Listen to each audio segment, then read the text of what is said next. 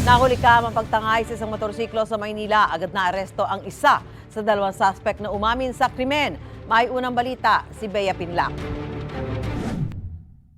Bumaba ng tricycle sa Barangay 252, Tondo, Maynila ang 39 anyos na lalaking ito mag-aalas 3 ng madaling araw nung Biyernes.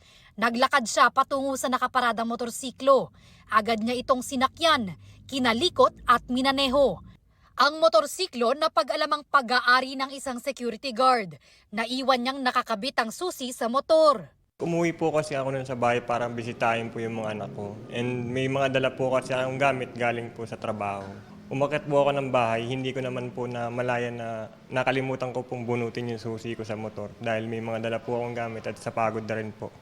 Nang tumakas ang lalaking tumangay ng motor, kitang sumunod ang mga kasabwat umano niya sakay ng tricycle. Naka-tricycle po yung mga suspect natin at talagang naghahanap po sila ng mananakaw nila. Matagal na po nilang ginagawa ito eh. Yung modus po nila, kunwari nakasakay sila sa tricycle, pero ang totoo nun ay naghahanap sila ng timing at ng mga possible victim nila para po nakawan.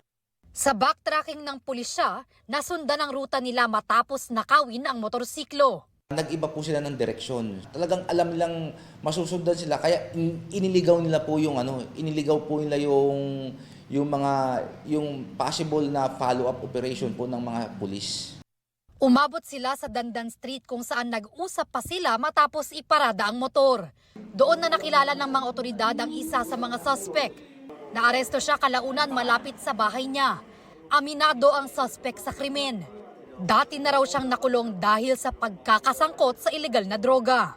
Sa hirap lang ng buhay yun, sir, kaya nagawa ko yun. Kailangan ko ng pera para makumpleto ko mga anak ko, makasama ko sila. Pagpasensyaan niyo na ako mga anak, hindi ko nagawa yung gusto ko gawin para sa inyo. Reklamong paglabag sa Anti-Carnapping Act of 2016 ang kahaharapin ng mga suspect. Ang isa sa kanila, nakakulong na dito sa Moriones Police Station habang patuloy na tinutugis ang kanyang kasabwat. Ito ang unang balita. Bea Pinlac para sa GMA Integrated News. Gusto mo bang mauna sa mga balita? Mag-subscribe na sa GMA Integrated News sa YouTube at tumutok sa unang balita.